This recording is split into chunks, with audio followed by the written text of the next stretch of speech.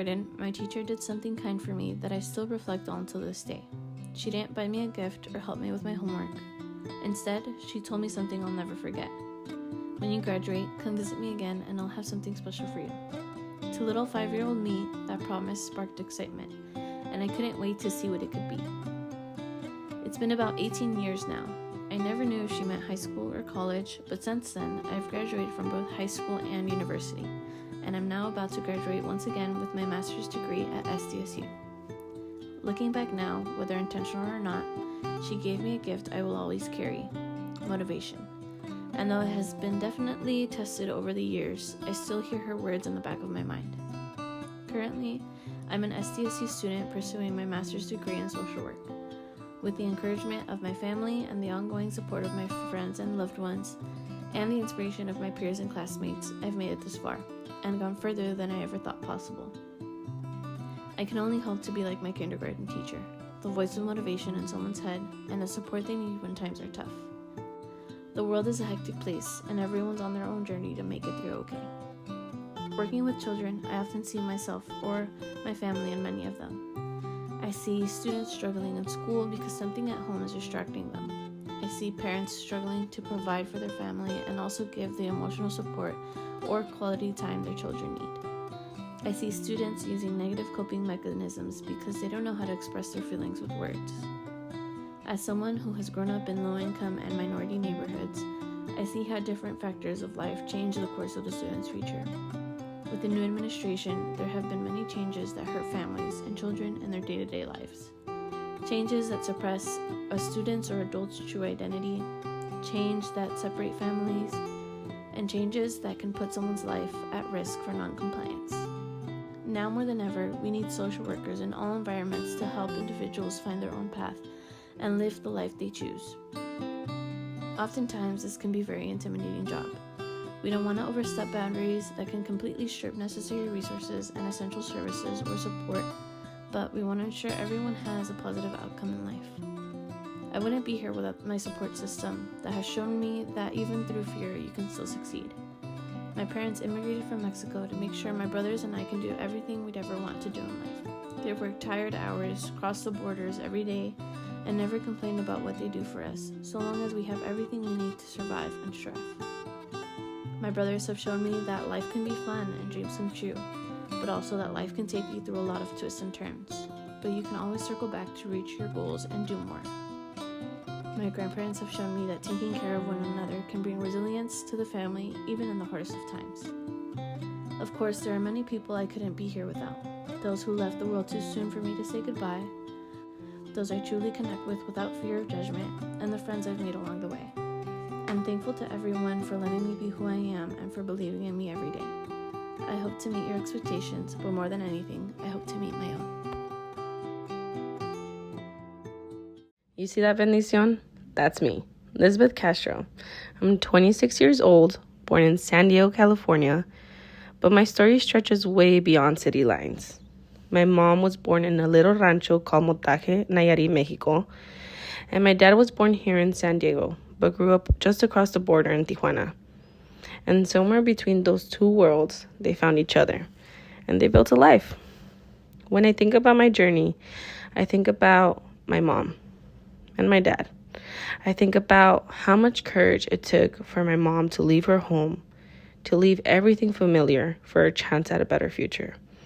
I think about how my parents, through every struggle, every sacrifice, always made sure to lift me up. Always telling me, "Tú puedes, mija. You can do it." They taught me that family means unity, that love is an everyday action, not just a feeling, and that hard work isn't just about working hard. It's about believing that what you're working for is worth it. Growing up, one thing never changed. I knew I wanted to go to school. I knew I wanted to help people. I just didn't know how. When I first signed up for community college, I thought, oh yeah, just 4 years, degree, big bucks, easy. Spoiler alert, it was not easy. Being a first-generation college student is a different kind of challenge. One of the most difficult things that I have done. I didn't know how to work the system. My parents, as much as they wanted to help me, would encourage me by saying, Mija, pregunta, ask someone.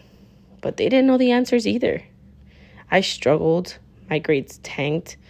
I ended up on academic probation, and it broke my heart because I wasn't failing for lack of effort. I was failing because I was lost. Eventually, I took a break, a real one, and that's when something shifted. I started asking more questions, and it led me to social work. But now it wasn't a question of what I wanted to do. It was how I was going to do it. And then out of nowhere, my dad, the superhero with a paintbrush, he's a painter, by the way, he was painting someone's house, and he had met the owner, Mark, a college counselor. And like any proud Mexican dad, he bragged about me until poor Mark practically had no choice but to offer help. Next thing I knew, I was on Zoom with Mark, a complete stranger who spent nearly 3 hours helping me piece together a plan for my future. Mark told me, retake these classes, submit these documents, get straight A's, and even planted the seed about potentially getting a master's degree. He told me to believe that a master's degree wasn't just for other people, it could be for me too. It took me another 2 years, 5 years total in community college, but I fought for it. I clawed my GPA from under a 2.0 to a 3.5 and graduated with honors. The day I got my acceptance letter to San Diego State University, I cried. My parents cried. Everyone cried because we knew what it took. Because they had built the foundation with every "tú puedes, mija." Because this was our victory, not just mine. At SDSU, I found community. I found mentors. I found a purpose. And when it came time to apply for my master's program, I didn't laugh at the idea anymore. I went for it. Today, I'm 1 semester away from graduating with my master's degree in social work. If you had told 18-year-old me that this would happen, I would have said, "Oof, estás loca." There's no way I would go to school past my bachelor's degree. But here I am. I'm still dreaming. I'm still fighting. I'm still carrying the hopes and the sacrifices of everyone who got me here. My parents, my culture, and even a counselor named Mark, who believes in a girl he had never even met, but helped her because he really liked my dad. Because that's what culture means to me. It's not just where you come from. It's who you carry with you. And let me tell you, when you're carrying generations of love, sacrifice, and tú puedes, mija, on your back, there's no limit to how far you can go.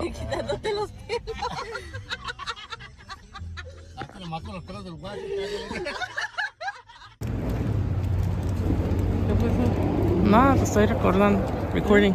Te estoy grabando. ¿Para qué o qué? Para la escuela. ¿Qué tienes que hacer o qué? Pues tengo que grabarte a ti y a papá trabajando en el Swami. Oh my God. Está bien, se fue apenas. Hi, good morning. Hi. How are you? Good, how are you? Good, ma'am. My parents started selling at the swap meet probably even before I was born, so before 1986. I basically grew up in the swap meet, like I was like a baby swap meet, I guess you could say, or I would go over there with my mom and she would be selling jewelry, different types of like Mexican cultural artifacts, Mexican clothing, bordado, like she would sell all that kind of stuff. And she actually was able to pay off our first house with just the swap meet money and swap meet work. I guess in a way I kind of got her hustle mentality, like just finding any way to survive really. For whatever reason, I can be pretty good at it with my little sister. Like my little sister and I, we would sometimes take over from my mom and run little sales and stuff like that. And your grandma used to call you Shirley Temple because you had the curly hair and the face and it was so cute. So look at this one. You were taking a bath in Casita Way and you grabbed the olla and you put it like a casco. So that was kind of funny too. And then here, look at us. We were like laughing, like in ecstasy or something. I don't know why we were laughing so much. So I finally transferred to UCSD, and I had told my therapist that was when I was going to come out, was when I would transfer. So I came out to my mother first because I had a stronger relationship with her. And the reaction that I got from her was not the one that I was expecting. She basically said that I was confused and that I didn't know what I was talking about, and it really hurt. So when it came to coming out to my dad, it took me a little bit longer because I I had the fear, like because of the Mexican culture, like that he would not respond well to it, and that could possibly even end up kicking me out of the house, because I'm gay. And so I and then I was just afraid that he was going to be very mad, honestly. And so I waited about 6 months, and then finally I was like, you know what, I gotta come out. Like I can't hold on to this anymore. And so one night, um, it was actually the night that I was moving out. I think that's why I felt safe to come out to him. So I was moving out with a friend, and while we were waiting for my friend to get there, I asked him, "What would you do if one of your children were gay?" And his first question was, "Which one?" And and I just gave him a look like, and then I answered me.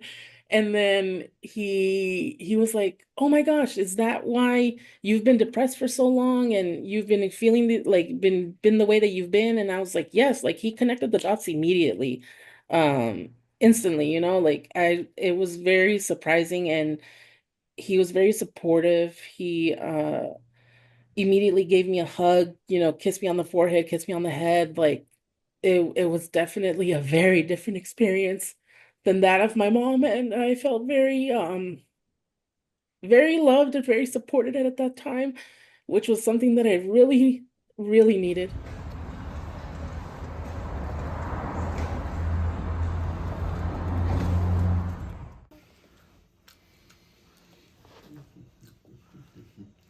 ¿Dónde está la mano del gusano? ¿Dónde está?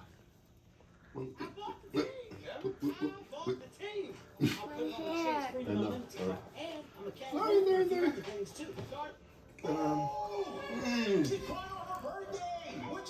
want to open that? Feel it?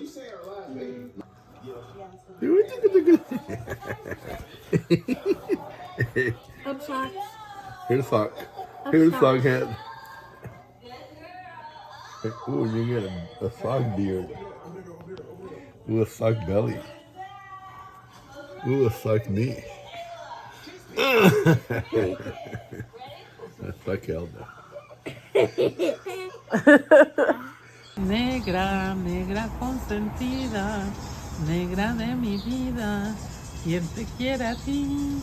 And it was longer than that, but that's the most thing that I remember, because I remember something else like, mira que mi corazón ardiente está rebosante de felicidad, or something like that. But it's a longer song, but the most that I remember is that about negra, negra consentida, negra de mi vida, quien te quiere a ti. And I guess she used to sing it to me because I used to have the curly hair just like you do. So we had some African in there or something. Negra, negra de mi vida, negra consentida, ¿quién te quiere a ti?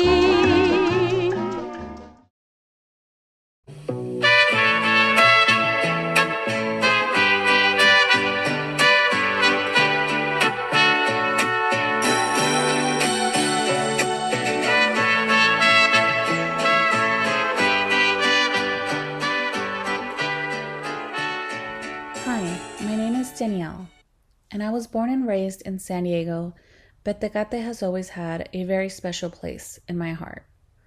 I am a proud daughter of immigrant parents.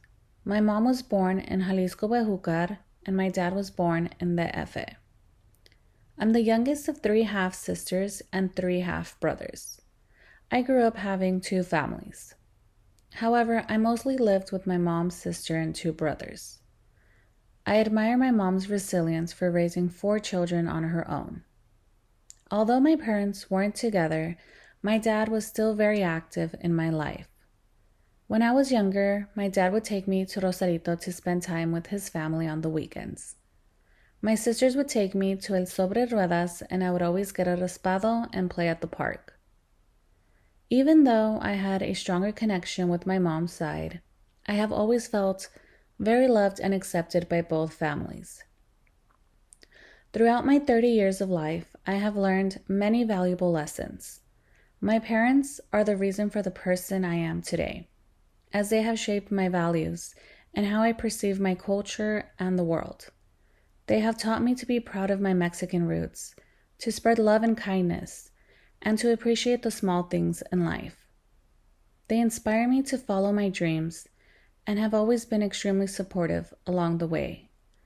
My parents have sacrificed so much to be able to provide a good life for their children. My biggest dream is to be able to give back as much as possible. I want to make my parents proud and be able to take care of them as they have taken care of me. Mis sueños y mi deseo que yo siempre le pido a Dios es que siempre te llene de salud, que siempre te mantenga con ese espíritu de querer seguir ayudando a los demás, el verte graduada, el verte en un trabajo donde te gusta a ti, que ames lo que estés haciendo, que llegues a tener una familia bonita, que siempre que viajes mucho y que nunca cambies, que siempre sigas siendo una buena persona, ayudando a los demás. Imagínate que, desde que tienes uso de la razón, el recuerdo del sueño americano ha estado presente en tu vida. Lo has escuchado en conversaciones entre familiares, en historias de vecinos que se fueron y enviaron cartas de esperanza o a veces de desilusión. Lo has visto reflejado en películas y en comerciales que muestran un mundo lleno de posibilidades, sin comprender realmente su significado, sin conocer lo que implica. Depositas tu confianza en algo quimérico, en una promesa que parece inalcanzable. Creces con la idea de que ya, más allá de las fronteras que te limitan, existe una vida diferente, quizás mejor, quizás peor, pero sobre todo, diferente. As you grow up, you hesitate to form new friendships, not because you are shy, but because you fear the pain of leaving people behind. The idea of stability becomes foreign to you. You learn, at an early age, that attachment comes with a price. Every friendship made could be a goodbye waiting to happen. You watch your parents carefully navigate a system that was not designed for them, a maze of uncertainty where a single misstep could mean everything they have built collapses. You carry this uncertainty with you, feeling the weight of a future that is yet to be decided. From kindergarten to middle school, you must skip classes, endure endless medical examinations, travel across different states within your country, commit to learning a new language while preserving your heritage, isolate yourself from meaningful relationships, and live in a constant state of uncertainty, all in pursuit of the hope of stability in the United States. You watch as your childhood is shaped not by play dates or by birthday parties, but by appointments and legal procedures you barely understand. Your family whispers about things you are not supposed to repeat outside the house. You learn early on that discretion is survival. You become fluent in reading between the lines, in knowing when to stay silent, in sensing the invisible tension in the air. Ahora imagina que eres una madre soltera. al cuidado de 2 personas mayores con problemas de salud crónicos, cuyos tratamientos son inalcanzables en tu país. Los días están llenos de incertidumbre. Cada día la carga es más pesada, el dinero es menos y las opciones se van agotando. Es en ese momento cuando la impotencia te acorrala y la frustración amenaza con convertirse en desesperación. Sales a buscar soluciones, tocas puertas que se cierran en tu cara, pides ayuda y recibes miradas de indiferencia. En tu mente, la solución se va formando: irte. No porque quieras, sino porque la vida ya no te deja otra elección. You try to survive in your own country, but every door you knock on eventually closes. There comes a moment when you realize that no matter how hard you work, how much you sacrifice, the system is not built for you to succeed. Your hands are tied by laws, by corruption, by an economy that suffocates rather than sustains. The decision to leave is not one of desire, it is one of necessity. You do not leave your home, you are pushed out of it. When time comes to leave, nostalgia sets in as you prepare to leave behind your home, your family, and the life you once knew. You try to memorize the way the light hits your childhood home at sunset, the scent of the streets after a rainy day, the familiar voices that have surrounded you all your life. You take mental photographs of the places and people you may never see again. There is an ache deep in your chest, a grief that has no funeral, no farewell ceremony, just the quiet acceptance that things will never be the same. Entras en un estado de confusión. Primero, tus valores personales comienzan a tambalearse. Todo lo que dabas por hecho, todo lo que pensabas que te definía, empieza a transformarse. Te enfrentas a una realidad para la cual nadie te preparó. No hay instrucciones, no hay manuales que te enseñen cómo reconstruirte cuando partes de ti quedaron atrás. With what little you have, you start piecing yourself back together, blending your old identity with the new norms and values that now shape your reality.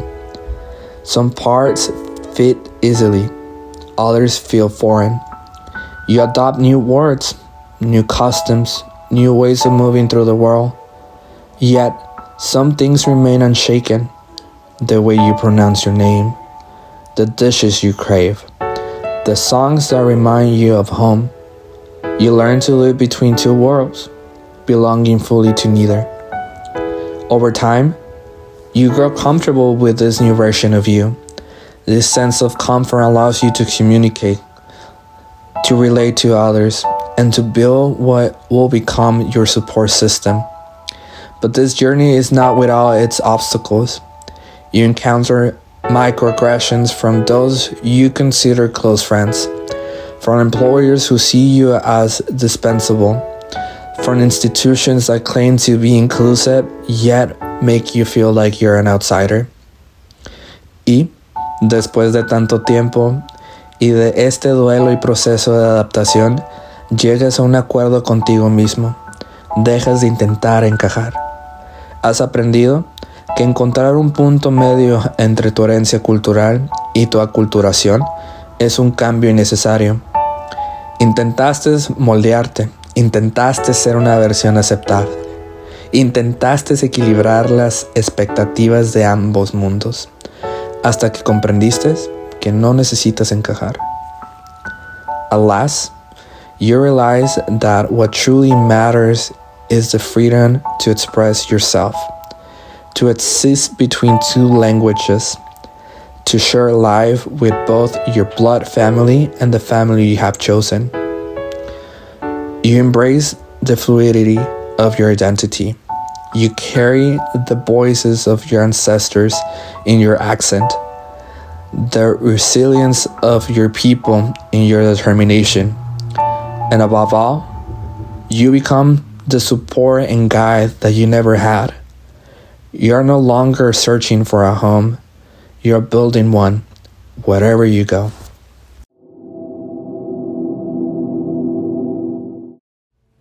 Describing my journey isn't easy for me, but it's a story I enjoy telling.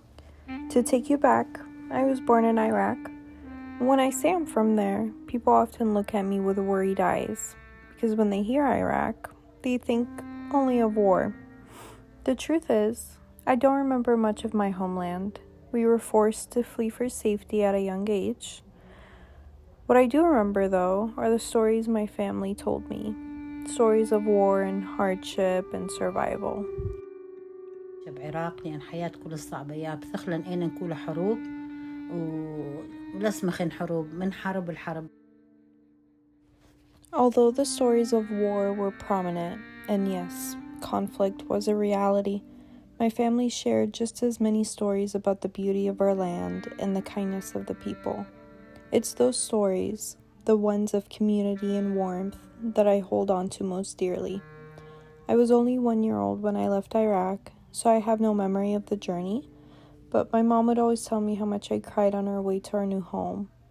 Now, arriving in Lebanon felt like taking a breath of fresh air for all of us. While the conditions were somewhat similar to those in Iraq, it was safer. Though Iraq was my homeland, I didn't just consider Lebanon my home because I grew up there. I truly felt connected to the country, its people, and our community. It felt like home. بعد من ديان لأن كان خزننا جالية مساعدة ويعني قطيعة قوانين وأنظمة وكل من دي. Moving to the United States was difficult for my family and me. The journey was long, there was a language barrier, and the culture was completely different. My family struggled to adapt to the norms, and I struggled to balance my Iraqi culture with the American culture. There was a time when I fully embraced the American culture and felt disconnected from my native one. I almost felt like I was running away from it. I think I began to truly embrace my Iraqi culture once I entered grad school. I've always been passionate about addressing the mental health stigma that Middle Eastern people face. I started working with this population and connected more deeply with my family. In fighting the stigma and advocating for mental health, I found myself falling even more in love with my culture. I love the food, traditions, customs, the beautiful language, and most importantly, the people. I feel protective of it. In the process of advocating for my community and fighting stereotypes, I've realized how important it is to show the people that our heritage is not defined solely by war and hardship, but by beauty, community, and empowerment. We may be a minoritized group, but we are certainly not a minority in strength, resilience, or impact. What does it mean to be an earthbound adventurer? Being an earthbound adventurer is all about family. Whether that's your immediate family or family you decide to create for yourself. Being an earthbound adventurer means exploring the world and all of its curiosities. It's about meeting new people, creating community. It's about exploring different cities or trying new things, going to games you've never been. It's about exploring your own culture and exploring other cultures. Try food, hear music. It's all about allowing your body to move in new ways, allowing yourself to learn about your body and learn about yourself. Being an earth adventurer is whatever you want it to be, whatever you want to make of it. Learn about the world, learn about yourself, learn about others. It's easy for people to tell us how to live our life. It's time to stop that cycle and allow ourselves to live. They say the older the wiser, but is age really what makes us wise? My name is Paulina Vázquez Martinez, the proud daughter of Jose Antonio Vázquez and Dora Martinez, and I believe that my experiences are what make me wise. Although I was born in San Diego, our home was in Tijuana, Baja California. My dad made the sacrifice of crossing the Tijuana-San Isidro border every day to work and be able to provide for our family. When I reached school age, my parents decided it would be best to continue my education in the United States, and thus the significant experiences that have marked my life began. The trek of crossing the international border became a family experience. Getting up at 2 in the morning to get to school on time was a challenge, and after the events of September 11th, 2001, we moved to the United States. I am thankful that I was a young girl when we made the big move. I was able to make friends, and I learned English quickly.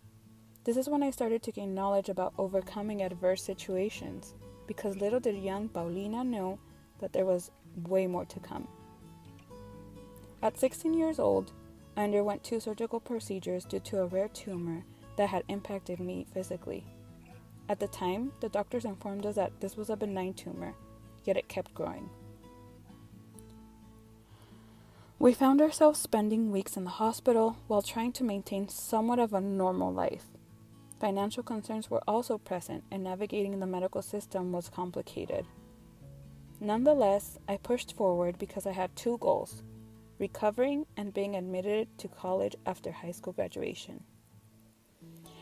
And it happened. I was admitted to UCLA and became the first in my family to attend college. I was living my dream. Remember that benign tumor I mentioned earlier? It came back, and this time the doctors informed us it was a rare type of cancer, a liposarcoma. After a 5th surgery and radiation therapy, I was cancer-free and also confused as to what career path I wanted to follow. I thought I wanted to be an astronaut. No, I am not kidding. Here I am, imagining myself as one. After the significant health experience, becoming an astronaut did not feel right, and having difficulties passing basic astronomy did not help. I reflected about what my passion was. Then it clicked. I am meant to help people. I quickly changed my major to sociology. With support, courage, and faith, I graduated from UCLA. And next up, grad school. Or at least I thought so. After a lot of research, it felt that social work was the right path. I prepared, applied, and waitlist. Discouraging a bit, but I am a firm believer in everything happens for a reason. I applied a 2nd and 3rd time and was not granted admission. But this was not going to stop me. I knew I had conquered so many barriers up until now. I know it's meant to be 3rd time's the charm, but in my case, it was the 4th. April 2023, admitted to SDSU School of Social Work, which leads me to now, completing my 2nd year out of 3. My life experiences have given me wisdom, and they will continue to do so. Not only that, but they have also taught me to live my life to the fullest, to cherish my time with my family and friends, to travel, take risks, serve others, and make an impact on their life. All of this has shaped who I am today, and I would not change anything about it.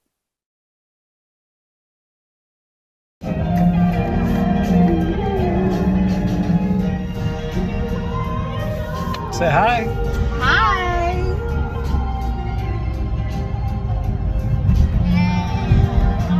Hi, my name is Thomas Johnson, and this is my family. We are making our monthly trip to Los Angeles, where we visit a cemetery to honor our relatives who passed away. I have been making this trip for as long as I can remember. My parents had to discuss death with me at a young age, when my grandfather, Sidney Raymond Jones, passed away when I was 6. He was my hero. We have many veterans that have served this country honorably in our family, such as my dad, my grandfather, and of course my Uncle Ronald. He passed away the year before. He was a chaplain who served with honors. I wish he was here to see all that I've accomplished, but in a way he is. You see, I practice ancestor veneration, which states that the spirits from our ancestors protect and guide me. And who better to teach you more about ancestor veneration than my mother? The practice of ancestor veneration within my family is something that has changed our way of honoring someone after they pass away. After they transition from this life, they go on to the rest of their journey. And what we do is we keep their memory alive. We keep their spirit alive. And we make sure that instead of having regret for their passing, we actually embrace that they are still with us. And so we do honor them and keep their spirit alive, their energy alive. We keep their presence with us by doing these things that are a part of the entire full cycle of life, keeping them watered, keeping them refreshed, keeping the next generation to come knowing that this is something that is a part of us. And instead of crying or instead of being sad or sorrowful for their passing, we are embracing the fact that now they're with us continually, forever, until eternity. And so there is actually no passing away that doesn't complete the process of this person's life. And we do that because we want to make sure everyone understands who contributed to their existence, who contributed to their being here, and had great intentions for them. And that makes that process a celebration and not a grieving process. This is something that we do for all generations that we know of, some we've never met. Some people are people that have been far past our time frame here. This is something that helps each generation know why they are here. And it is a process where you continue to. After each visit, we all cook together and eat together because while death is inevitable and cemeteries are scary, it's merely a transition. I hope to instill these teachings to my son to teach him to be proud of his heritage and his ancestors. Thank you. Quê means homeland. In the Vietnamese community, there are a lot of songs about Quê, the love for the homeland, reminiscence of memories about home, family, what was missed most. And growing up, I heard stories, how the ocean waters are so clear, and how you can wake up to the sounds of the waves, the hustle and bustle of the city, the day-to-day life. I could picture it. The images came to life in my mind like I'd been there myself. But hearing about it and living it are not the same. What I know of Vietnam, my family's Quê Hương, is secondhand. Of course, I'm Vietnamese, but I carry my identity differently than my family does. I was born and raised in the United States, and that also rooted me in a different soil. My lived experience looks like speaking a mixture of Vietnamese and English at home, and English mostly elsewhere, learning and assisting at my Vietnamese school, but realizing I could better assist with teaching language than history and culture. Eating rice for dinner and cereal for breakfast, feeling like I'm kind of Vietnamese and kind of American. Because yes, I sometimes feel like an outsider in the United States too.